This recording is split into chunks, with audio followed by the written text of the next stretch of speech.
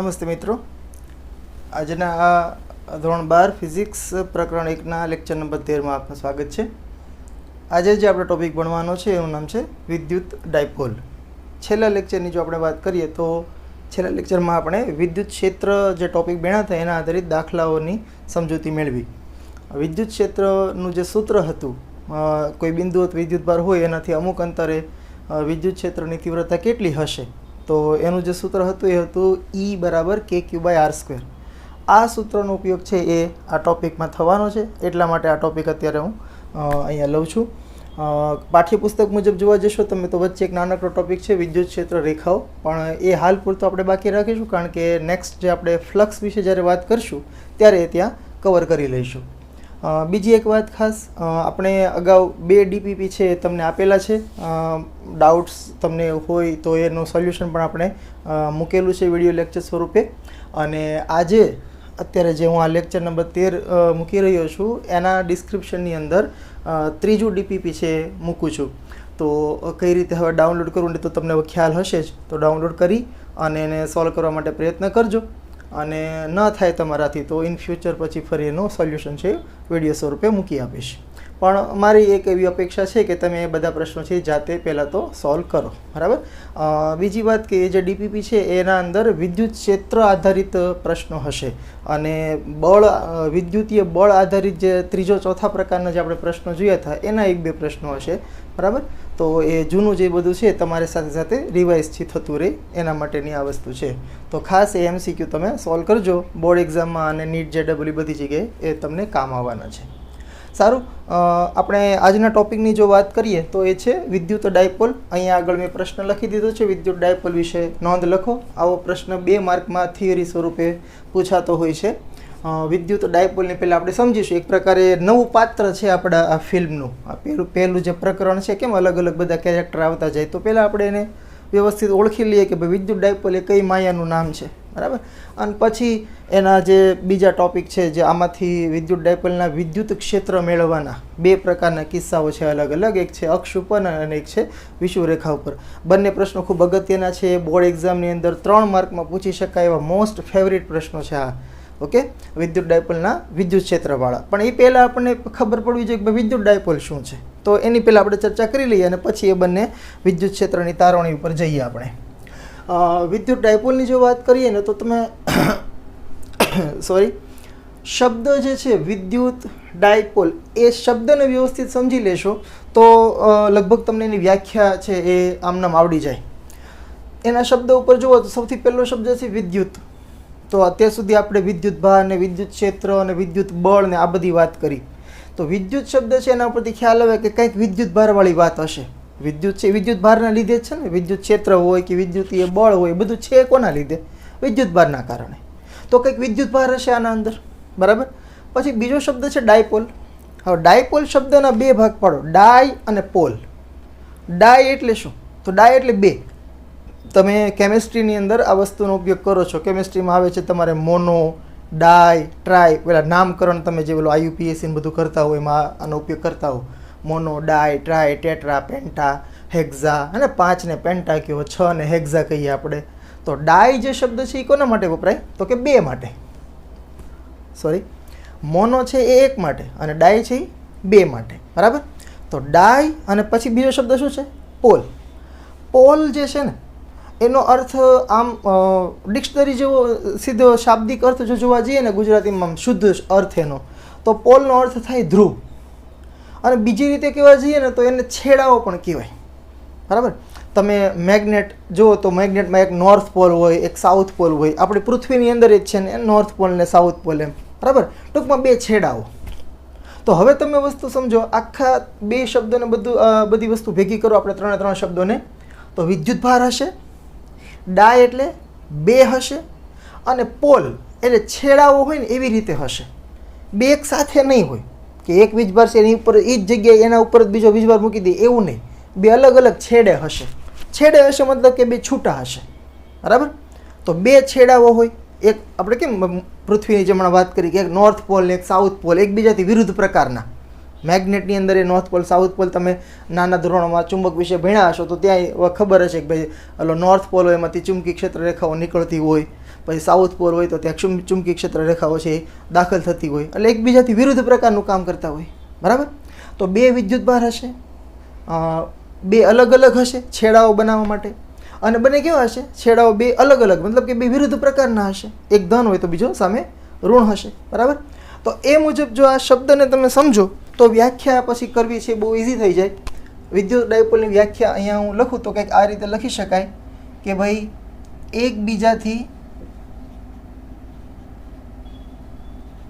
એકબીજાથી અમુક અંતરે રહેલ, બરાબર, બે છેડા બનાવો એટલે બે વચ્ચે કંઈક સેપરેશન હોવું જોઈએ. તો એકબીજાથી અમુક અંતરે રહેલ સમાન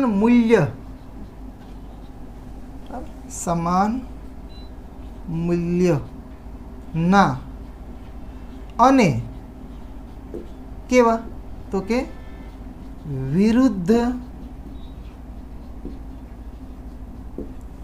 પ્રકારના,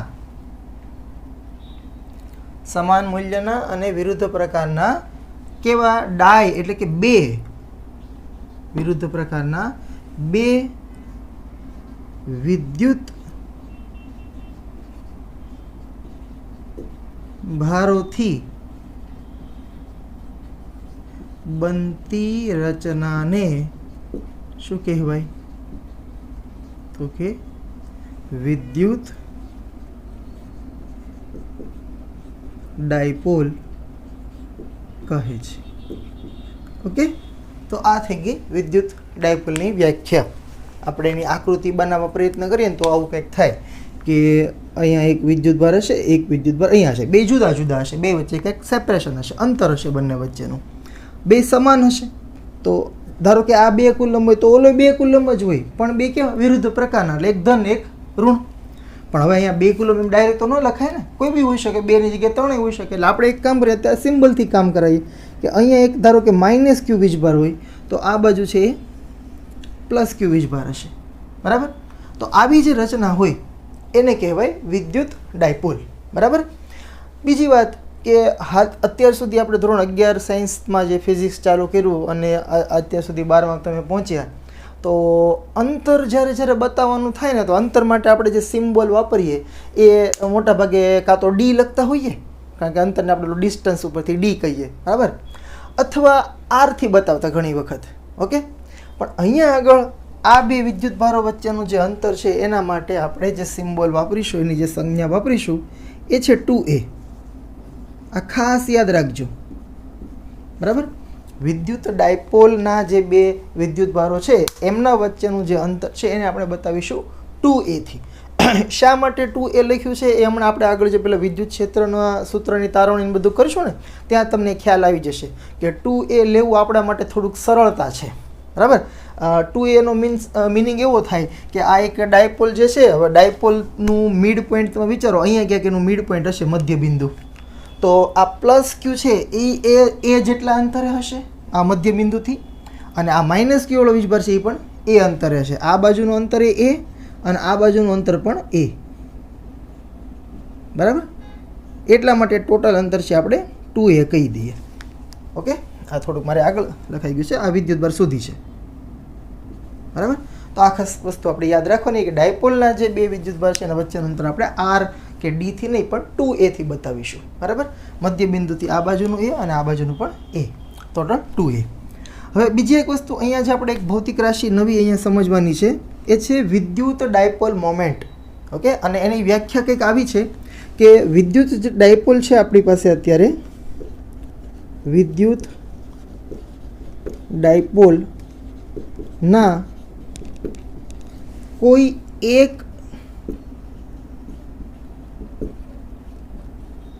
વિદ્યુત ભારનું મૂલ્ય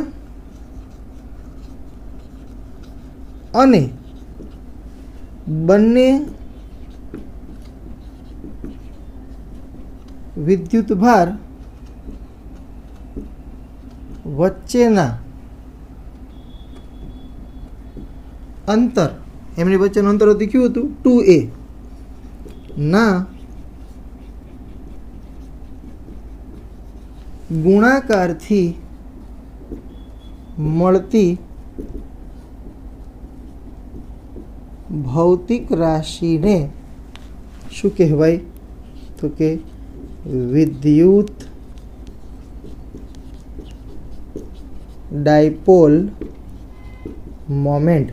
ગુજરાતીમાં કહીએ તો વિદ્યુત દ્વિધ્રુવીય ચાક માત્રા. જેમ જડત્વની ચાક માત્રા આવતી આપણે જે દળ રિલેટેડ હતી, અને આપણે ધોરણ 11 ની અંદર જ્યારે તમે ટોર્ક વાળું જે પ્રકરણ ભણ્યા છો એના અંદર જડત્વની ચાક માત્રા આવતી કે જે વસ્તુનું દળ વધારે એની જડત્વની ચાક માત્રા વધારે. જડત્વની ચાક માત્રા વધારે એનો અર્થ શું થાય કે ભાઈ એ પદાર્થ છે એ પોતાનું જે ગતિની અવસ્થા છે એમાં ચેન્જીસ તમે લાવો, એમાં બદલાવ લાવવાનો પ્રયત્ન કરો તો એનો એ વિરોધ કરે, બરાબર? એ ગુણધર્મને આપણે જડત્વ કહીએ. તો એ જ રીતે અહીંયા જે છે એ ડાયપોલની ચાક માત્રા છે, વિદ્યુત ચાક માત્રા છે, એટલે વિદ્યુત ભારના કારણે છે. ત્યાં જે દળના લીધે હતું એ અહીંયા બધું વિદ્યુતના લીધે છે. અહીંયા પણ એવું થશે કે આ ડાયપોલ છે એના પર તમે ત્યાં આપણે 11મા ધોરણની અંદર શું હતું કે પદાર્થ હોય કોઈ દળનો એના ઉપર આપણે બહારથી બળ લગાડતા આપણે, કારણ કે દળને જોઈ શકતા હતા, પદાર્થ આપણી પાસે હોય. વિદ્યુત ભાને આપણે જોઈ નથી શકતા, એટલે આમાં આપણે બહારથી આપણે હાથથી બળ ન લગાડી શકીએ. ભાઈ એક ઇલેક્ટ્રોન પડે આમ ટાપલી મારી દઈએ એવું ન થાય આમાં. પણ આમાં જે બળ લગાડવાનું એ વિદ્યુત ક્ષેત્રથી બળ લગાડવાનું હોય. તો આપણે જે ડાયપોલ હોય આ રચના -q +q, આના પર તમે વિદ્યુત ક્ષેત્ર લાગુ પાડો તો એ કેટલા પ્રમાણમાં એની ગતિની અવસ્થા, એની જે નેચરલ પોઝિશન છે એમાં કેટલો ચેન્જ લાવશે, બરાબર? એ માપ દર્શાવતી ભૌતિક રાશિ એટલે આ વિદ્યુત ડાયપોલ મોમેન્ટ. ઓકે, દ્વિધ્રુવીય ચાક માત્રા. તો એ દ્વિધ્રુવીય ચાક માત્રા છે, અહીંયા હું પેલા વ્યાખ્યા પૂરી કરી દઉં ને. મળતી ભૌતિક રાશિને વિદ્યુત ડાયપોલ મોમેન્ટ કહે છે, અને એને જે આપણે દર્શાવીએ ને એ P થી બતાવીએ છીએ. આ સિમ્બોલ એનો ખાસ યાદ રાખજો, બરાબર? તો P બરાબર એને સદિશ રાશિ છે એટલે એના પર સદિશ કરીશું. તો P જે છે ને એને આ રીતે લખાય. જો વ્યાખ્યામાં શું લખ્યું આપણે? વિદ્યુત ડાયપોલના કોઈ એક વિદ્યુત ભારનું મૂલ્ય તમે જો એક -q છે એક +q છે, તો મૂલ્ય કેટલું છે? q. બેના q તો સરખા જ છે, ખાલી એક પ્લસ છે એક માઇનસ છે. અને બંને વિદ્યુત ભાર વચ્ચેના અંતર, તો અંતરને આપણે 2a થી બતાવ્યું, તો 2a × q, બરાબર? તો આ જે ભૌતિક રાશિ મળે એને કહેવાય વિદ્યુત ડાયપોલ મોમેન્ટ. એક પ્રકારે એની ડાયપોલની સ્ટ્રેન્થ બતાવે છે, ડાયપોલની તાકાત કેટલી છે બાહ્ય ક્ષેત્રને ઓપોઝ કરવાની, એનો વિરોધ કરવાની, બરાબર? બીજી એક વાત કે આ બાજુ મેં સદિશ કર્યો છે, તો સામેની બાજુ કોઈ બી એક વસ્તુ છે સદિશ હોવી જોઈએ. હવે આપણને ખબર છે વિદ્યુત ભારની દિશા નથી હોતી, તો પછી આપણે દિશા કોને બતાવવી પડે? અંતરને બતાવવી પડે. એટલે આ 2a છે ને એને સદિશ બતાવવાનો. ઓકે, તો વિદ્યુત ડાયપોલ મોમેન્ટ છે એ સદિશ ભૌતિક રાશિ છે, તો સામે અંતર ઉપર આપણે સદિશ કરીશું. અને આ જે અંતર છે આપણે હંમેશા ક્યાંથી માપવાનું? -q થી +q તરફ.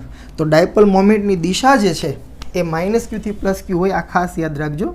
અહીં હું ડાયરેક્ટ લખી દઉં, P એ સદિશ રાશિ છે, P છે એ સદિશ રાશિ છે, અને તેની દિશા ક્યાંથી ક્યાં હોય?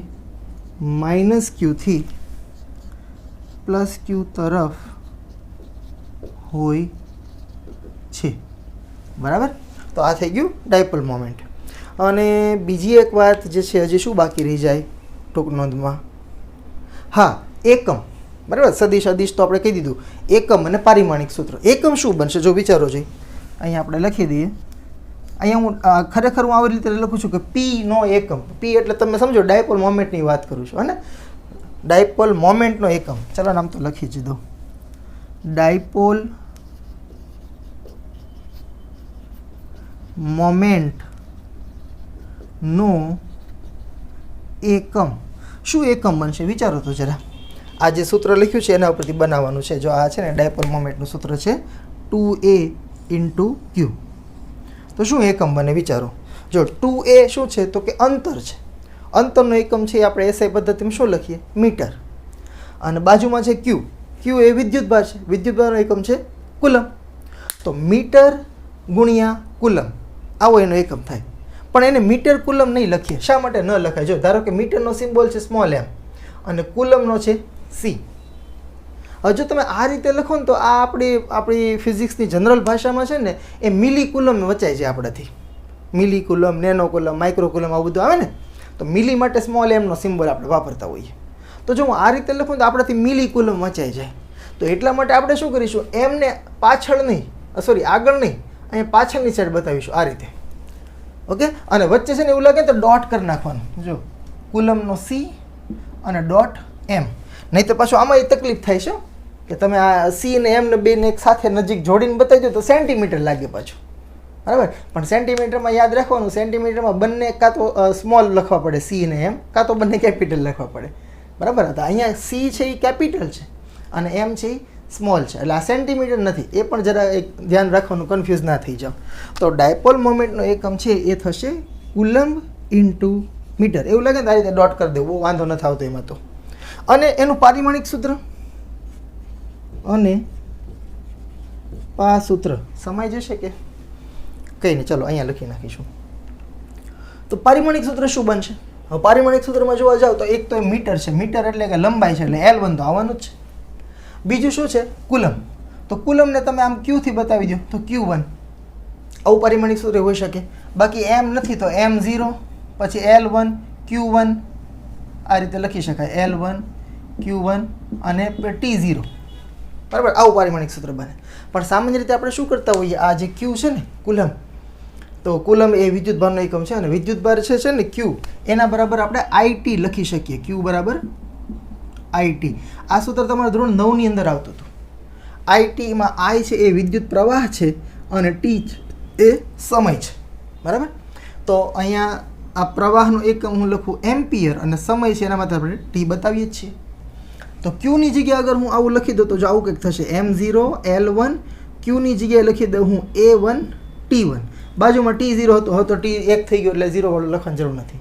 તો પારિમાણિક સૂત્ર એનું કાં તો તમે આવું લખી શકો L1 Q1 અથવા લખી શકો M0 L1 A1 T1, બરાબર. તો વધારે છે એ આ બધા લખતા હોય છે આપણે, એટલા માટે એ લખીએ. તો એનું પારિમાણિક સૂત્ર છે M0 L1 T1 અને A1 છે. તો અહીંયા આ ડાયપોલ અને ડાયપોલ મોમેન્ટ વિશેની જે ટૂંકનોંધ છે એ કમ્પ્લીટ થઈ ગઈ. પારિમાણિક સૂત્ર છે બહુ નીચે લખાણું છે પણ તમને દેખાતું હશે, હા દેખાય છે, ચલો ઓકે. તો આ થઈ ગઈ ડાયપોલ મોમેન્ટ વિશેની વાત, બરાબર. થિયોરિટિકલ જ છે. આમ તો ડાયપોલની વ્યાખ્યા તમને બધાને સમજાણી જશે, લગભગ એમાં વાંધો નહીં આવ્યો હોય. વિદ્યુતભાર હશે, ડાય એટલે બે વિદ્યુતભાર હશે, પોલ તો બે છેડા હશે, છેડા બનાવવા માટે બે વચ્ચે કંઈક અંતર હોવું જોઈએ. તો એકબીજાથી અમુક અંતરે રહેલા હોય એવા બે સમાન મૂલ્યના, બરાબર, એક +5 તો બીજો -5 હોવું જોઈએ, પણ વિરુદ્ધ પ્રકારના, ઓકે. આવા વિદ્યુતભારોથી બનતી રચનાને આપણે ડાયપોલ કહીએ. અને આ ડાયપોલના બે જે વીજભાર છે એના વચ્ચેનું અંતર છે 2a થી બતાવતો હોઈએ. 2a ગુણ્યા q ને કહેવાય ડાયપોલ મોમેન્ટ. અને ડાયપોલ મોમેન્ટની દિશા છે ખાસ યાદ રાખજો, ક્યાંથી ક્યાં હોય? -q થી +q, બરાબર. આ દિશા છે ખાસ તમને ખબર હોવી જોઈએ, કારણ કે મોટા ભાગના વિદ્યાર્થીઓ હવે પછીનો જે આપણે ટોપિક ભણવાના છીએ હમણાં, એમાં જે આકૃતિ દોરવાની હોય ત્યારે બહુ બધા લોકો મિસ્ટેકથી કરતા હોય છે, બરાબર. તો એમાં ખાસ આ તમારે યાદ રાખવાનું, -q થી +q છે ડાયપોલ મોમેન્ટની દિશા છે. સારું, ચાલો હવે આપણે ડાયપોલના જે ખૂબ અગત્યના જે બે પ્રશ્નો છે એના ઉપર જઈએ. બે પ્રશ્નો છે, બંનેમાં આપણે વિદ્યુત ક્ષેત્રની તીવ્રતા છે એ તારવવાની છે, એક અક્ષ ઉપર અને એક પછી છે વિષુવરેખા ઉપર. પહેલાં આપણે અક્ષ ઉપરના બિંદુની વાત કરીએ. તો પ્રશ્ન કંઈક આ રીતે લખાય, 3 માર્કની અંદર બહુ મોસ્ટ ફેવરિટ પ્રશ્ન છે આ, બરાબર. જે બી લોકો પેપર સેટર હોય મોટાભાગે આ પ્રશ્ન પૂછતા હોય છે. પ્રશ્ન હું લખું છું,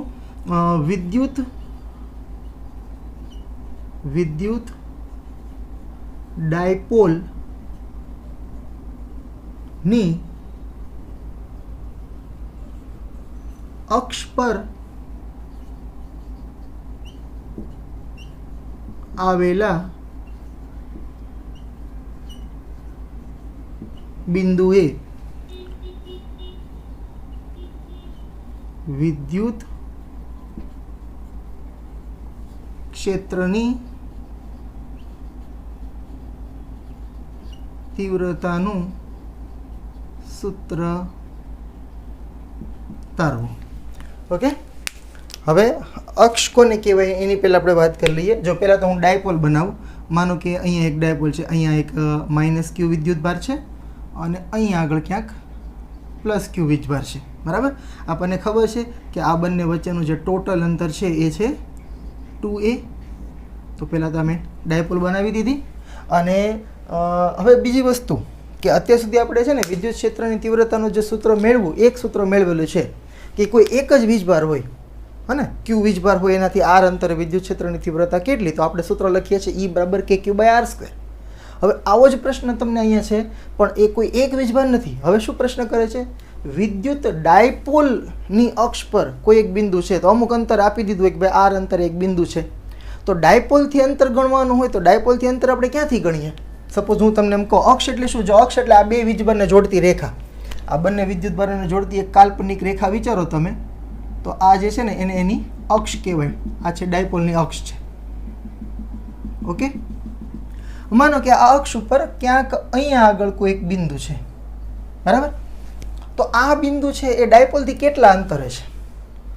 10 સેન્ટીમીટર, 20 સેન્ટીમીટર, 50 સેન્ટીમીટર કંઈક તો અંતર હશે. તો એ અંતર ક્યાંથી માપવું? શું એ અંતર અહીંયા પ્લસ ક્યુથી મપાય નજીક છે એટલે, કે માઇનસ ક્યુથી મપાય? હે ને, પ્લસ ક્યુથી માપીએ તો માઇનસ ક્યુને ખોટું લાગે, માઇનસ ક્યુથી માપીએ તો પ્લસ ક્યુને ખોટું લાગે કે મને ધ્યાનમાં ન રાખ્યું, મને મહત્વ ન આપ્યું. એટલા માટે આપણે શું કરીએ, અંતર હંમેશા મધ્ય બિંદુથી માપીએ. તો અંતર જે છે ને આ બિંદુ, ધારો કે આપણને એવું કહેવામાં કે 50 સેન્ટીમીટર અંતર એક બિંદુ છે, ત્યાં વિદ્યુત ક્ષેત્રની તીવ્રતા કેટલી હશે ડાયપોલની અક્ષ ઉપર? તો એ 50 સેન્ટીમીટર છે, એ જે અંતર આપ્યું ને આપણે હંમેશા ડાયપોલના મધ્ય બિંદુથી માપવાનું. ધારો કે અહીંયા ક્યાંક એનું મધ્ય બિંદુ છે, બરાબર? હવે 50 સેન્ટીમીટર તો મેં ખાલી એક જનરલ ઉદાહરણ તરીકે કીધું છે મેં તમને. આપણે તો એક જનરલ સૂત્ર બનાવવું છે. તો આપણે એવું વિચારીએ, ધારો કે આ જે બિંદુ છે એનું ડાયપોલથી અંતર છે ને એ કંઈક આર છે. ઓકે, આર અંતરે આ બિંદુ આવેલું છે ડાયપોલથી. તો એ આર આપણે અંતર માપ્યું ક્યાંથી? ડાયપોલના મધ્ય બિંદુથી. હવે ડાયપોલના મધ્ય બિંદુથી હું આ માપું તો એનો અર્થ એવો થાય કે આ ટોટલ અંતર 2a હતું, તો આ બાજુનું અંતર છે એ a થશે અને આ બાજુનું અંતર પણ a થશે. આ માટે આપણે ટોટલ અંતર છે 2a કહેતા હતા, બરાબર છે? આ મધ્ય બિંદુ છે અને બે બાજુનું અંતર a છે, બરાબર? તો આ રીતની કંઈક વાત છે. એક ડાયપોલ છે, ડાયપોલના મધ્ય બિંદુથી આર અંતરે આવેલું બિંદુ, માનો કે આ બિંદુ છે, બિંદુને આપણે અંગ્રેજીમાં પોઈન્ટ કહીએ તો p થી બતાવી દઈએ. તો આ p બિંદુ છે, ત્યાં આગળ આપણે આ બંનેના કારણે ટોટલ વિદ્યુત ક્ષેત્ર કેટલું થાય આ મેળવવાનું છે, બરાબર? પણ મેં તમને વાત કરી એમ 3 માર્કની અંદર થિયોરિટિકલ પ્રશ્નો જો પૂછાય તો વ્યવસ્થિત આપણે આકૃતિનું વર્ણન છે લખવું પડે. અને હું એક કામ કરું, થોડા વાર માટે આ વિડીયો છે પોઝ કરી દઉં, જેથી તમારે મને લખતો જોવો ન પડે, બરાબર? હમણાં હું લખી દઉં વર્ણન, પછી પાછું સ્ટાર્ટ કરી દઉં કન્ટિન્યુ. ઓકે, ચાલો. તો મેં જો અહીંયા વર્ણન છે લખી દીધું છે. આકૃતિમાં દર્શાવ્યા પ્રમાણે ધારો કે ડાયપોલની અક્ષ ઉપર, અક્ષ એટલે ફરી વખત કહી દઉં, આ બંને વિદ્યુતભારોને જોડતી એક રેખા વિચારો તમે કાલ્પનિક, એમાંથી પસાર થતી હોય એને અક્ષ કહેવાય. તો ધારો કે ડાયપોલની અક્ષ પર ડાયપોલના મધ્ય બિંદુથી કેટલા અંતરે, તો કે આર અંતરે આવેલા બિંદુ આ p આગળ આપણે વિદ્યુત ક્ષેત્રની તીવ્રતા છે શોધવી છે. હવે અહીંયાથી તમે જોવા જાઓ ને તો હવે આ પ્રશ્ન છે ને એ આપણે વિદ્યુત ક્ષેત્રના જે દાખલા ગણતા ને એના જેવો જ થઈ ગયો, સિમ્પલ. કે બે વિદ્યુતભાર છે આપણી પાસે, -q + q, અને આ બિંદુ છે p. તો આ p આગળ આપણે ટોટલ વિદ્યુત ક્ષેત્ર કેટલું હશે, એની તીવ્રતા કેટલી હશે આ શોધવી છે. તો એક p આગળ વિદ્યુત ક્ષેત્ર પહેલાં તો હશે કોના લીધે, તો કે +q ના કારણે કંઈક અસર હશે, એના લીધે પણ એની કંઈક તીવ્રતા હશે, અને -q ને લીધે પણ હશે. તો આપણે જેમ દાખલાઓ ગણતા હતા એના જેમ જ કરવાનું છે કે +q ને લીધે કેટલું હોય પહેલાં લખી નાખીએ એનું મૂલ્ય, પછી -q નું મૂલ્ય લખી દઈએ, પછી આકૃતિની અંદર બંને વિદ્યુત ક્ષેત્રની દિશા બતાવીશું, અને પછી તો આપણને ખબર જ છે કે જો બે ક્ષેત્ર એક જ દિશામાં હોય તો સરવાળો કરી દઈશું, વિરુદ્ધ દિશામાં હોય તો બાદબાકી કરી નાખશું, અને બાકીનું ખૂણાવાળું હોય તો એ રીતે આપણે ગણતરી કરીશું. તો અહીંયા એ મેં લખી દીધું છે કે ભાઈ ધારો કે -q અને +q ને લીધે આ p આગળ વિદ્યુત ક્ષેત્રની તીવ્રતાઓ અનુક્રમે E1 અને E2 હોય તો, હવે E1 એટલે આપણે કોને લીધે કીધું, પેલું મેં કોનું નામ લખ્યું છે -q નું, એટલે -q ને લીધે હોય એને E1 કહીશું, +q ના લીધે હોય એને આપણે E2 કહીશું. તો E1 અને E2 ના મૂલ્ય આપણે અહીંયા લખી દઈએ. પહેલાં તો હું લખું E1, તો E1 કેટલું થશે, તો E1 શું છે, તો કે આ -q વિદ્યુતભારને કારણે આ p બિંદુ આગળ વિદ્યુત ક્ષેત્રની તીવ્રતા. તો અહીંયા તો ઓલું સિમ્પલ સૂત્ર આવશે કે ભાઈ આ એક વિદ્યુતભાર છે, કોણ છે વિદ્યુતભાર, -q, એના કારણે આ p બિંદુ આગળ આપણે તીવ્રતા શોધવી છે. એટલે સિમ્પલ ઓલું જે આપણે સૂત્ર લખતા હતા KQ/R², આ પ્રકારનું સૂત્ર આવશે. પણ અહીંયા અંતર જે છે એ શું આવે જરા આપણે વિચારવું પડશે. સૂત્ર લખીશું KQ/R². પહેલાં તો હું લખું E1 બરાબર K પછી Q. હવે શા માટે હું -q નથી લખતો એ ખ્યાલ હોવો જોઈએ તમને. આપણે અગાઉ પણ વાત કરેલી છે કે વિદ્યુત ક્ષેત્ર એ સદિશ રાશિ છે. સદિશ રાશિઓની જ્યારે આપણે ગણતરી કરતા હોય ત્યારે સૂત્રની અંદર મૂલ્ય જ્યારે લખતા હોય ત્યારે નિશાની મૂકવાની જરૂર નથી. એ આપણને આકૃતિ પરથી ખબર પડી જશે ક્ષેત્ર કઈ દિશામાં છે. બરાબર, તો ખાલી સિમ્પલ લખું હું કે ક્યુ બાય, હવે છેદમાં શું હતું આર સ્ક્વેર. આર એટલે શું? એ વિદ્યુત ભારથી જે બિંદુ આપ્યું હોય ત્યાં સુધીનું અંતર. હવે અહીંયા તમે આકૃતિમાં જોવા જાઓ ને તો વિદ્યુત ભાર આપણે જે વાત કરીએ છીએ અત્યારે એ માઇનસ ક્યુની વાત કરીએ છીએ. તો આ માઇનસ ક્યુ વિદ્યુત ભારથી લઈ અને પી સુધીનું જે અંતર છે એ કેટલું છે? તો એ આર નથી. આર તો જો અહીંયાથી છે, જો આ જે વચ્ચેનો પોઈન્ટ છે ને ત્યાંથી અહીંયા સુધીનું અંતર આર છે, પણ આપણે અંતર ક્યાંથી ગણવાનું છે? આ માઇનસ ક્યુથી. તો અહીંથી અહીંયા સુધીનું અંતર જે છે એ ઉપર જો બતાવેલું છે કેટલું છે? એ. એટલે આ અંતર આપણે એમાં ઉમેરવું પડે કે નહીં? આ એ હશે. તો આ માઇનસ ક્યુથી પી સુધીનું ટોટલ અંતર કેટલું થાય? આ ટોટલ અંતર તો એ થશે આર પ્લસ એ. ઓકે, તો અહીંયા આપણે છેદમાં લખવું પડશે ખાલી આર સ્ક્વેર નહીં પણ આર પ્લસ એ નો સ્ક્વેર. સોરી, સમીકરણ આપણે આને કીધી એક. હવે લખીએ E2. E2 છે એ કોના લીધે વિદ્યુત ક્ષેત્રની તીવ્રતા છે? તો કે પ્લસ ક્યુને કારણે.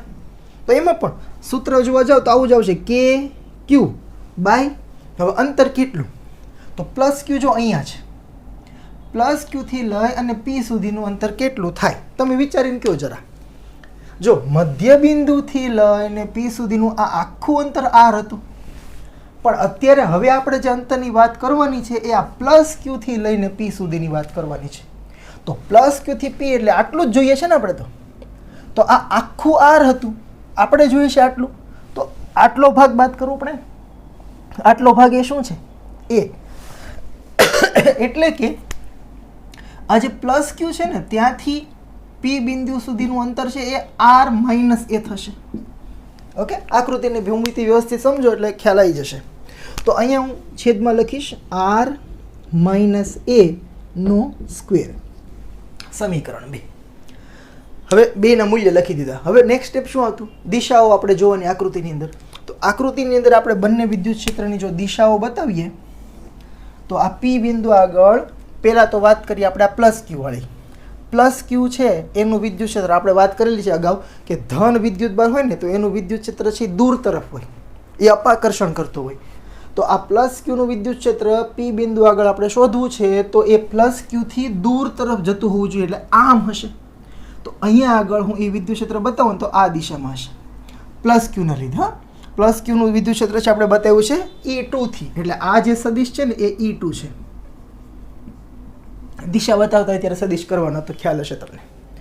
પછી બહુ ઓલું થાય છે, 1 મિનિટ પાણી પી લો જરા.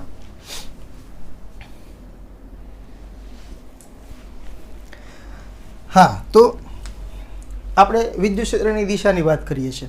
તો પ્લસ ક્યુ જે છે એ ધન છે, ધનનું વિદ્યુત ક્ષેત્ર દૂર તરફ એટલે આ E2 છે. હવે માઇનસ ક્યુની વાત કરીએ તો માઇનસ ક્યુનું વિદ્યુત ક્ષેત્ર છે પોતાના તરફ હોય. તો આ માઇનસ ક્યુને લીધે આ પી આગળનું વિદ્યુત ક્ષેત્ર આ તરફ આવશે, પોતાના તરફ. તો એ વિદ્યુત ક્ષેત્રને આપણે સપોઝ અહીંયા લાલ પેન ચાલે તો આનાથી બતાવી. ચાલો, તો આ બાજુ હશે, આ હશે E1.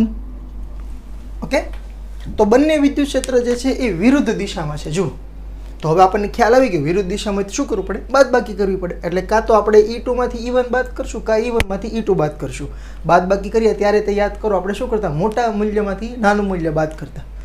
તો વિરુદ્ધ દિશામાં જે ખબર પડી ગઈ, બાદબાકી કરવી પડશે એ ખબર પડી ગઈ. પણ કોનામાંથી કોને બાદ કરશું? E2 માઇનસ E1 કે E1 માઇનસ E2? તો એ હવે આપણે ચેક કરવું પડશે કોણ વધારે હશે.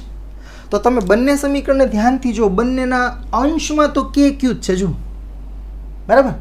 હવે અંશ સરખો છે તો હવે શું કરવાનું? છેદ ઉપર જ બધો આધાર રહ્યો. તો જેનો છેદ વધારે એની કિંમત ઓછી હશે, કારણ કે વિદ્યુત ક્ષેત્ર છે વ્યસ્ત પ્રમાણમાં. જો અંતરના વ્યસ્ત પ્રમાણમાં થયું ને, તો જ્યાં અંતર વધારે હશે એની તીવ્રતા ઓછી હશે, અને જે વિદ્યુત ભાર માટે અંતર ઓછું હશે એની તીવ્રતા, એની અસર વધારે હશે. બરાબર. તો તમે જુઓ કે આ છેદ છે ને એ આર પ્લસ એ છે. આર પ્લસ એ એટલે કોનું કયું અંતર છે? આ માઇનસ ક્યુથી. તો માઇનસ ક્યુથી પી બિંદુ છે દૂર છે. જો એટલે માઇનસ ક્યુની તીવ્રતા જે હશે ને એ ઓછી હશે, ત્યાં એની અસર ઓછી હશે. જ્યારે પ્લસ ક્યુ માટે અંતર શું હતું?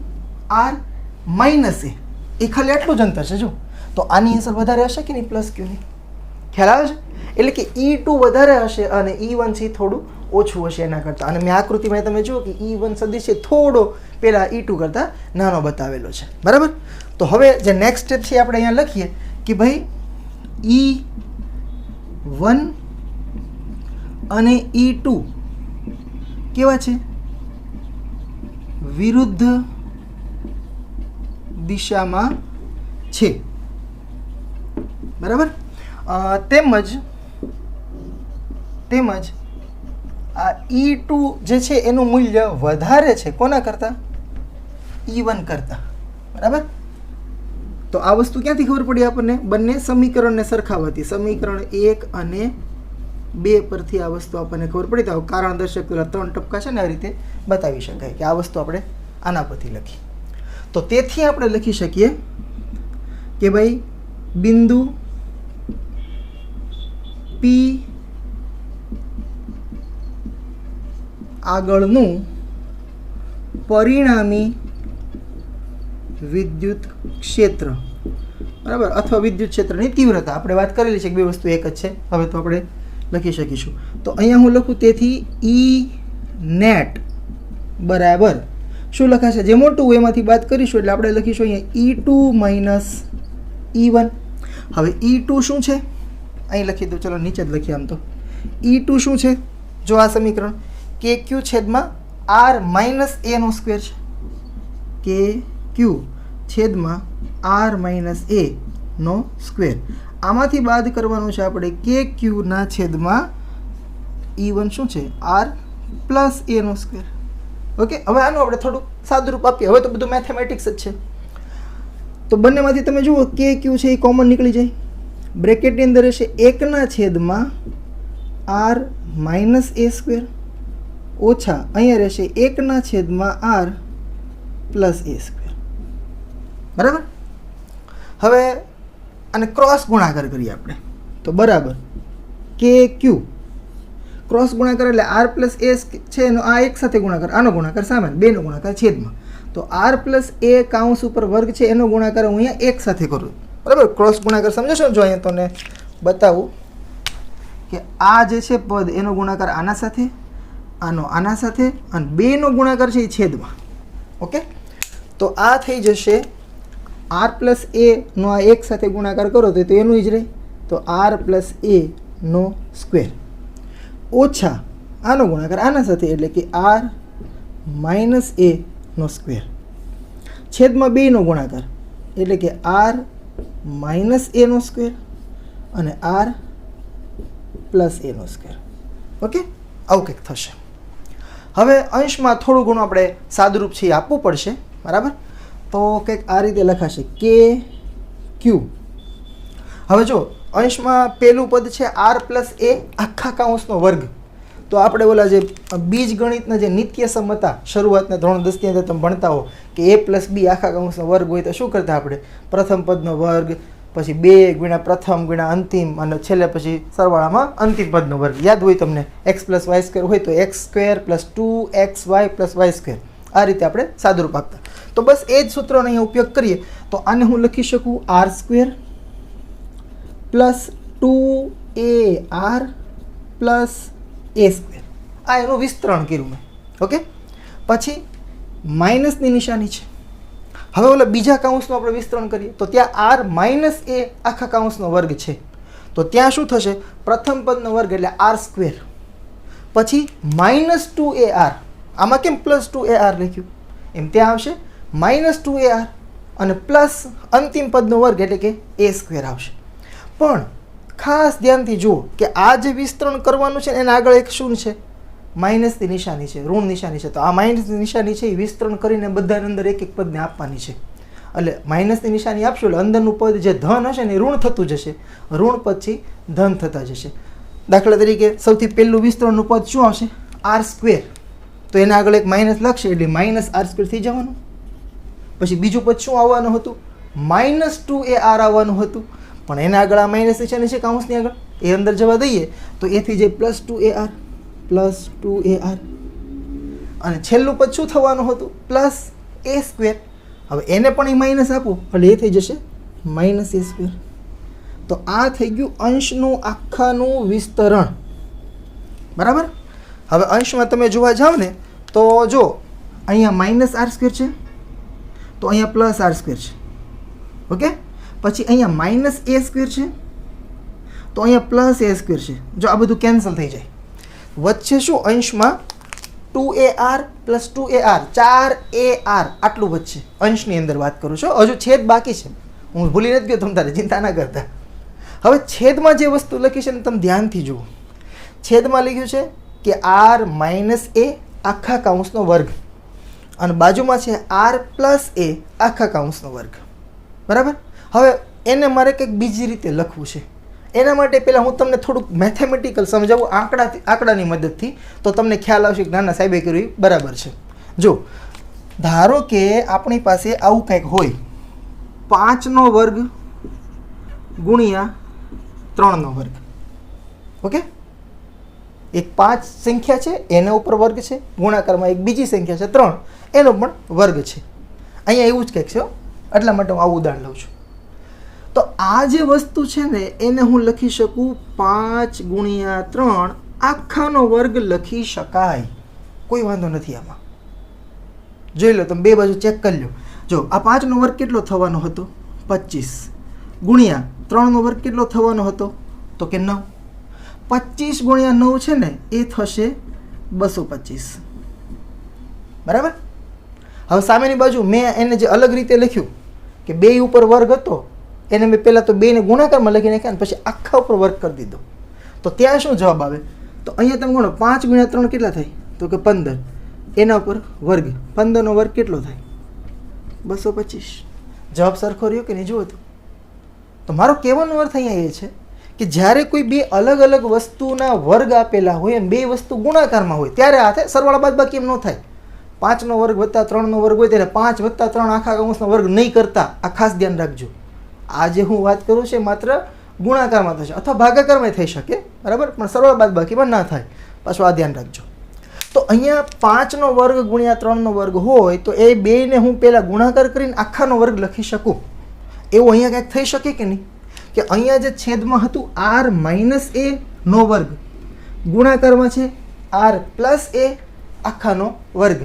તો આ વસ્તુને હું કંઈક આ રીતે લખી શકું કે પહેલાં તો એ હું બેનો ગુણાકાર લખી દઉં એટલે કે r માઇનસ એ ગુણ્યા r પ્લસ એ અને પછી એ આખાનો વર્ગ કરું. તો આ રીતે છગડીયા કાઉન્સ કરીને એનો વર્ગ કરી દો તો આવું લખી શકાય. તો અહીંયા છે ને મોટો કાઉન્સ કરી નાખીએ. બરાબર. સમજાણી વાત? આ ખાસ સમજજો. આનો વર્ગ ગુણ્યા આનો વર્ગ હતું તો મેં શું કર્યું બેને પહેલાં ગુણાકાર કરી નાખ્યો અને પછી આખા ઉપર વર્ગ છે એ ચડાવી દીધો. બરાબર. ઓકે સારું. ચાલો હવે એના પછી નેક્સ્ટ સ્ટેપ છે અહીંયા ઉપર લખી દો. જો આ જગ્યાનો આપણે યુઝ ન થયો. ચાલો તો અહીંયાથીનું સ્ટેપ હું અહીંયા લખું છું. તમે જરા બુકમાં લખતી વખતે ધ્યાન રાખજો. તો અહીંયા હું લખું બ્લેક પેનથી લખું છું એટલે અલગ રીતે તમને ખ્યાલ આવે. તો ઈ નેટ બરાબર શું છે તો કે પહેલાં જો કે ક્યુ તો ઓલું બહાર કાઢેલું જ હતું આપણે કોમન. હવે અહીંયા અંશમાં શું વધ્યું તો કે 4 વખત AR આવું વધ્યું. બરાબર. અને છેદમાં મેં શું કર્યું હતું r માઇનસ એ ગુણ્યા r પ્લસ એ અને આખા ઉપર વર્ગ લખ્યો હતો. હવે અહીંયા પણ એક થોડોક નિત્યસમનો આપણે ઉપયોગ કરીએ. ધોરણ 10ની અંદર તમારે આવતું x માઇનસ વાય ને x પ્લસ વાય તો એને તમે x square minus y square લખતા. એના જેવું જ થયું. r પ્લસ એ અને r માઇનસ એ બે ગુણાકારમાં છે તો આ વસ્તુને હું લખી શકું r સ્ક્વેર માઇનસ એ સ્ક્વેર. બરાબર. આ બેના ગુણાકારને હો અને હજુ એના ઉપર વર્ગ તો હતો જ ને એટલે આના ઉપર વર્ગ આવું કંઈક થયું. હવે આને હું થોડું ઘણું સેટ કરીને લખું તો કંઈક આવું થઈ શકે ખરું કે ભાઈ અને હું આવી રીતે લખું કે ક્યુ આ 4AR છે ને એને હું આ રીતે લખું 2 ગુણ્યા A ગુણ્યા R. થોડુંક સેટ કરવા માટે હમણાં તમને ખ્યાલ હશે શા માટે હું આ બધું કરું છું. અને અહીંયા છેદમાં r સ્ક્વેર માઇનસ એ સ્ક્વેર નો સ્ક્વેર. બરાબર. હવે અંશમાં મેં શા માટે ઓલો 4 જે છે ને 2 ગુણ્યા 2 લખ્યું, બાકી તો બાજુમાં AR તો હતું જ ને. તો એ લખવા પાછળનું કારણ એ છે કે આ 2 × 2 લખ્યું ને એટલે જો આ 2 અને આ a, સોરી બીજી પેન લઈ લઈએ આપણે, જો આ 2 અને a, અને અહીંયા આગળ એક છે q. આ ત્રણેય વસ્તુ છે તો ગુણાકારમાં જ ને. હવે આ ત્રણેયનો જે ગુણાકાર છે એને શું કહેવાય? તો જો આપણે વિદ્યુત ડાયપોલની જે ટૂંકનો લખીને ત્યાં લખેલું છે, જો અહીંયા 2a × q, એને શું કહેવાય? Dipole moment. તો આ ત્રણ વસ્તુ જે છે એના ગુણાકારને હું ડાયપોલ મોમેન્ટ p વડે બતાવી દઉં તો આપણી પાસે કંઈક આવું સમીકરણ બનશે. જો તો શું વધે? એક તો k વધ્યો, એક 2 વધ્યા અને એક r વધ્યો, અને આ ત્રણનો જે ગુણાકાર છે એના જગ્યાએ હું p લખી દઉં તો આવું કંઈક થશે. ચલો પહેલાં તો હું 2 લખી દઉં, પછી k લખું, ત્રણનો જે ગુણાકાર હતો એના જગ્યાએ લખી દઉં હું p, બાજુમાં છે r, અને છેદમાં થઈ ગયું r² - a² નો સ્ક્વેર. ઓકે, થોડુંક ખૂણામાં છે એટલે થોડુંક અંધારા જેવું લાગશે, પણ વાંધો નહીં આવે, બતાવે છે, દેખાય છે. ચાલો, તો આવું કંઈક થયું. 2kpr છેદમાં r² - a² આખાનો વર્ગ. આ જે છે એ આપણને પરિણામી વિદ્યુત ક્ષેત્રનું સમીકરણ મળ્યું, અને હું સમીકરણ ક્રમાંક આપી દઉં 3. ઓકે, સારું. હવે આમાં એક ખાસ કિસ્સાની આપણે વાત કરવાની છે કે જો આ જે અંતર r આપ્યું ને આપણને, એ આ સ્મોલ a કરતાં બહુ વધારે હોય તો એનો અર્થ હું તમને કંઈક કહું, આંકડા આપું તો વધારે ખ્યાલ આવશે આપણને. માનો કે તમને એવું કહેવામાં આવે કે અહીંયા એક -2 માઇક્રોકુલમનો વીજભાર છે, અહીંયા +2 માઇક્રોકુલમનો વીજભાર છે, બે છે તો 2, એક માઇનસ છે એક પ્લસ છે, અને બે વચ્ચેનું અંતર 2 મિલીમીટર છે. ધારો કે આવું કહેવામાં આવે તમને 2 મિલીમીટર. મિલીમીટર સમજો છો ને? 1 સેન્ટીમીટર હોય આપણા સ્કેલ ઉપર, એના 10 ભાગ પાડેલા હોય, એમાં એક ભાગને મિલીમીટર કહેવાય. એવા 2 ભાગ વિચારી લો, બરાબર? એક -2 માઇક્રોકુલમ, એક +2 માઇક્રોકુલમ, બે વિદ્યુતભાર છે, બે વચ્ચેનું અંતર 2 મિલીમીટર છે. 2 મિલીમીટર એટલે બે બહુ ખૂબ નજીક છે, બરાબર? ખૂબ જ નજીક આ રીતે. ઓકે, અને હવે તમને એવું કહેવામાં આવે કે આ જે ડાયપોલ છે, આને ડાયપોલ તો કહેવાય જ ને, ભલે નજીક છે પણ બે એકબીજા ઉપર સંપાત નથી થઈ ગયા, બે છે તો બે અલગ જ છે, બરાબર? તો આ જે ડાયપોલ જે બને, આ ડાયપોલના લીધે ડાયપોલના મધ્યબિંદુથી તમને એવું કહેવામાં આવે કે ભાઈ 50 સેન્ટીમીટર અંતરે વિદ્યુત ક્ષેત્ર કેટલું હશે. તો અંતર કેટલું આપી દીધું? 50 સેન્ટીમીટર. અને બે વચ્ચેનું અંતર હતું કેટલું? 2 મિલીમીટર. અને એમાંય એ ટોટલ અંતર 2 મિલીમીટર હતું ને, એ ટોટલ અંતરને આપણે 2a કહીએ. એક એ આ બાજુનું, એક એ આ બાજુનું. તો એ કેટલું થયું? 1 મિલીમીટર જ થયું. ખ્યાલ આવે છે? ટોટલ બે વચ્ચેનું અંતર 2 મિલીમીટર હોય તો 1 મિલીમીટર અંતર આમ, 1 મિલીમીટર આમ, મધ્યબિંદુથી ગણીએ તો એ છે એ 1 મિલીમીટર, સેન્ટીમીટરનો 10મો ભાગ. અને ઓલું r એટલે શું? તમને જે બિંદુ કીધું ત્યાં સુધીનું અંતર ડાયપોલના મધ્ય બિંદુથી, એ તમને કે ધારો કે 50 સેન્ટીમીટર. તો એ 50 છે એ ઓલા 1 મિલીમીટર કરતાં તો બહુ મોટું કહેવાય કે નહીં? બરાબર? તો અગર આવું આપેલું હોય ને, જો ખરેખર તો અત્યારે આપણને પરિણામી વિદ્યુત ક્ષેત્રનું સૂત્ર મળી ગયું, 2kpr/r² - a² આખાનો વર્ગ. પણ અગર આવું કહેવામાં આવે, અને આપણા પાઠ્યપુસ્તકમાં મોટાભાગના દાખલા જે છે ને એમાં r બહુ મોટું આપેલું હશે, તો એનો ખાસ કિસ્સો જો આપણે વિચારો કે જો તમે આ બધા સ્ટેપ બુકમાં લખો ને પછીનો મુદ્દો આ લખજો કે જો r is very greater than a, r જે છે એ a કરતાં ખૂબ મોટું હોય તો નાની કિંમતને અવગણી શકાય. હા, બીજી એક વાત ખાસ યાદ રાખજો કે નાની કિંમત જે છે ને એ ક્યાં અવગણાય ખબર? સરવાળા બાદબાકીમાં અવગણાય. હા ને?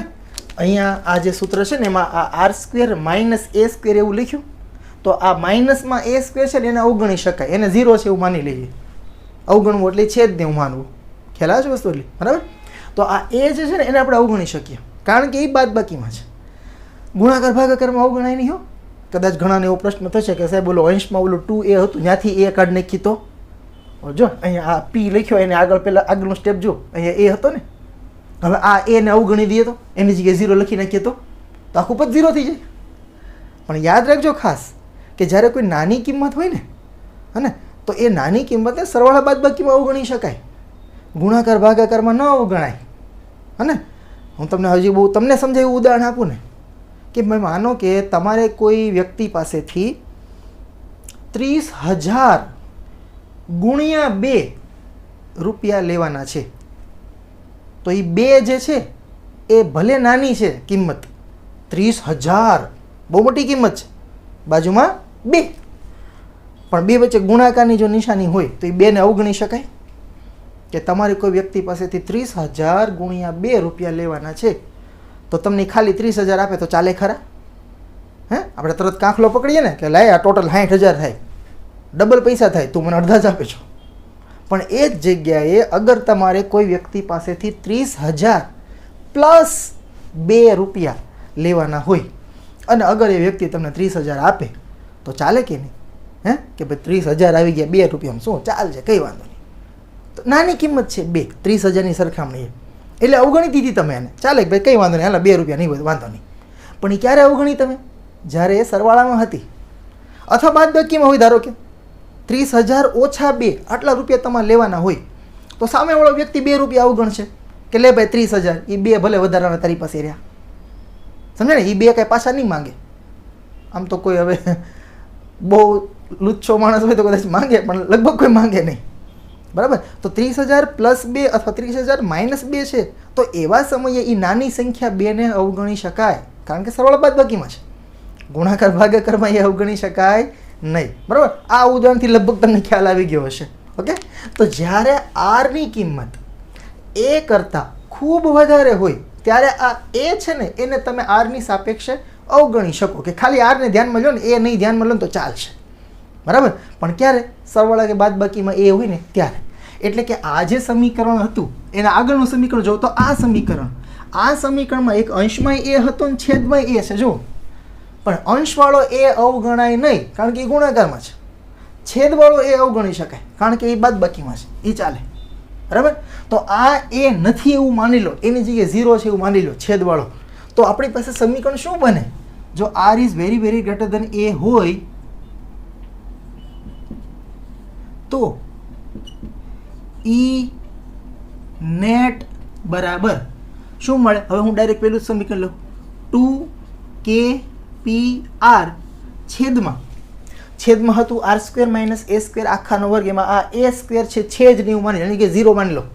તો આપણી પાસે કાઉન્સની અંદર વધ્યું શું? માત્ર r², અને કાઉન્સની બાર પાછો સ્ક્વેર છે ને, એટલે r² નો સ્ક્વેર એવું થયું, અને r² નો સ્ક્વેર તો શું થઈ જશે? r ની કેટલી ઘાત થઈ જશે? ટોટલ 4, ઘાતની ઘાતનો ગુણાકાર, 2 × 2 4. હવે અહીંયા જ્યારે r ની 4 ઘાત આવી, અંશમાં એક r પીડ્યો છે તો આપણી ફરજના ભાગરૂપે આપણે ઉડાડી દેવો જોઈએ. એટલે આ એક r છે એને હું આ નીચેના r સાથે કેન્સલ કરું તો છેદમાં જે r ની 4 ઘાત છે કેટલી થઈ જવી જોઈએ? 3 ઘાત. એક ઓલો અંશવાળો r છે કેન્સલ કરી દઈએ તો ફાઇનલી આપણને અક્ષ ઉપરના બિંદુએ વિદ્યુત ક્ષેત્રનું સૂત્ર મળે 2kp છેદમાં r³. ઓકે, આ જે છે એ સમીકરણ 4 છે. જો ખાસ યાદ રાખજો, આ 2kp/r³ જે છે એ ક્યારે લખવાનું? જ્યારે r છે ખૂબ વધારે હોય, કોના કરતાં? ઓલા a કરતાં. બાકી અગર a મોટું હોય ને r નાનું હોય ટૂંકમાં, હે ને, એની સરખામણી એટલું બધું કંઈ ખાસ r મોટું ન હોય તો તમે આ લખી શકો 2kpr/r² માઇનસ a² આખાનો વર્ગ, બરાબર? તો આ મળી ગયું તમને પરિણામી વિદ્યુત ક્ષેત્ર. હવે બીજી પાછી એક વાત કે આપણને ખબર છે કે વિદ્યુત ક્ષેત્ર છે એ કેવી રાશિ છે? સદિશ રાશિ છે. તો દિશા એ વિચારવી પડશે ને કે આ પરિણામી વિદ્યુત ક્ષેત્ર કઈ દિશામાં હશે? તો પરિણામી વિદ્યુત ક્ષેત્ર છે એમાં 2 વસ્તુ હતી, એક હતું E1 હતું, એક હતું E2. કોણ મોટું હતું? તો કે E2, બરાબર? આ બાજુ 10 હોય અને આ બાજુ 3 હોય તો ટોટલ 7 થાય, ખબર પડી ગઈ આપણને. તો આ 7 કઈ દિશામાં હશે? તો કે જે મોટું હોય ત્યાં, બરાબર? તો મોટું વિદ્યુત ક્ષેત્ર કયું હતું? E2. એટલે પરિણામી વિદ્યુત ક્ષેત્ર પણ આ દિશામાં હશે. હવે આ દિશા એટલે કઈ? તો કે આ દિશા એટલે કહેવાય -q થી +q તરફની દિશા, આ તરફ. ખ્યાલ આવે છે? અને આપણે અગાઉ ચર્ચા કરી ગયેલા છે, જ્યારે આ -q +q હોય ને, બે સરખા વીજભાન, એક પ્લસ હોય એક માઇનસ હોય, ત્યારે આપણે વાત કરેલી છે કે વિદ્યુત ક્ષેત્ર છે એ હંમેશા ક્યાં હોય? -q થી +q તરફ હોય, બરાબર? તો આ જે વિદ્યુત ક્ષેત્ર છે એ -q થી +q તરફ હશે. પણ અહીંયા આ પ્રશ્નમાં હું હજી એવું નહીં લખું, હે ને, થોડુંક તમને એમ લાગશે કે આ ખોટે ખોટું લપ કરે વધારે પડતું, હે ને. આ વિદ્યુત ક્ષેત્ર છે એ -q થી +q છે, વાત સાચી છે, પણ એને હું થોડુંક હજી સુધારીને જો લખું ને તો -q થી +q ની જે દિશા છે ને એને આપણે જો અહીંયા આગળ લખ્યું છે, એ કોની દિશા છે? જો અહીંયા લખ્યું છે તેની દિશા -q થી +q. તેની એટલે કોની?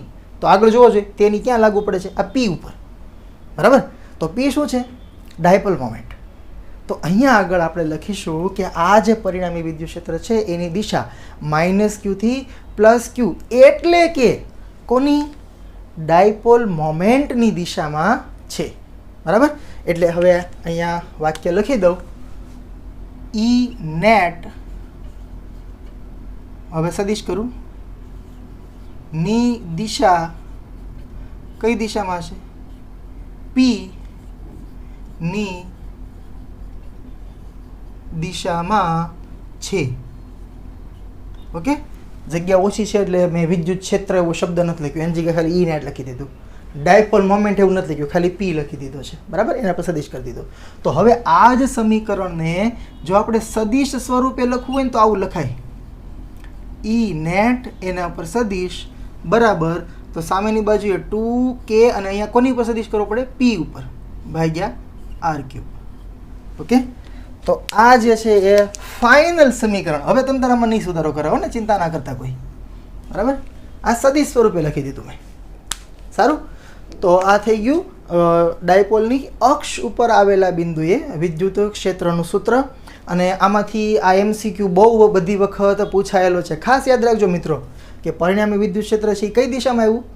ડાયપોલ મોમેન્ટની દિશામાં, -q થી +q ની દિશામાં. બરાબર. અને હજી એક બીજો MCQ તમને આમાંથી કહી દઉં, તમે જૂના મટીરિયલ ખોલશો ને ત્યાંથી મળશે આ પ્રશ્ન. તમને પ્રશ્ન એવો કરવામાં આવે કે વિદ્યુત ડાયપોલની અક્ષ ઉપર આવેલા બિંદુએ વિદ્યુત ક્ષેત્ર અને ડાયપોલ મોમેન્ટ વચ્ચે ખૂણો કેટલો હોય? હવે આપણે તો આવું ગોખી લીધું હોય કે વિદ્યુત ક્ષેત્ર છે ડાયપોલ મોમેન્ટની દિશામાં છે, ખૂણાની તો કંઈ વાત જ નથી. પણ એ તમે વિચારી શકો તમારી રીતે, થોડુંક સાબુ વાપરો ને સામાન્ય બુદ્ધિ તો ખ્યાલ આવી જાય. શું કીધું આપણે? પરિણામી વિદ્યુત ક્ષેત્ર કોની દિશામાં છે? ડાયપોલ મોમેન્ટની દિશામાં છે. તો પરિણામી વિદ્યુત ક્ષેત્ર આમ, ડાયપોલ મોમેન્ટની દિશા છે, ડાયપોલ મોમેન્ટ આમ જ હશે. હવે બે એક જ દિશામાં હોય, બે એક દિશામાં હોય, બે સદિશો, તેના વચ્ચેનો ખૂણો કેટલો કહેવાય? 0. જો આ રીતે હોય તો લંબ હોય તો બે વચ્ચે 90નો ખૂણો કહેવાય. આમ હોય તો વિરુદ્ધ દિશા કહેવાય, તો બે વચ્ચે 180નો ખૂણો હોય. હવે આમ છે, ડાયપોલ મોમેન્ટ એ આ દિશામાં છે, વિદ્યુત ક્ષેત્ર પણ આ જ દિશામાં છે, બંને એક જ દિશામાં હોય તો બે વચ્ચેનો ખૂણો 0 કહેવાય. બરાબર. તો આ બે MCQ વારંવાર ક્યાંક ને ક્યાંક તમને જોવા મળશે. તો ખાસ યાદ રાખજો કે ડાયપોલની અક્ષ ઉપર આવેલા બિંદુએ ડાયપોલ મોમેન્ટ અને વિદ્યુત ક્ષેત્ર એક જ દિશામાં હોય છે અને બે વચ્ચેનો ખૂણો છે એ કેવો હોય છે? 0 ડિગ્રી હોય છે. સારું. હવે આઈ થિંક બહુ વધારે પડતો ટાઈમ થઈ ગયો હશે. ઓહો, 52 મિનિટ થઈ ગઈ છે. કંઈ નહીં, હજુ આના એક બીજો કિસ્સો છે કે ડાયપોલની અક્ષ ઉપર જેમ સૂત્ર થયું એમ ડાયપોલની વિષુવરેખા માટેનું પણ વિદ્યુત ક્ષેત્રનું સૂત્ર છે, પણ એ હવે આપણે નેક્સ્ટ લેક્ચરમાં જોઈશું. બરાબર. સારું, ત્યાં સુધી વ્યવસ્થિત રીડિંગ કરો, ડાઉટ હોય તો કહેજો. Thank you.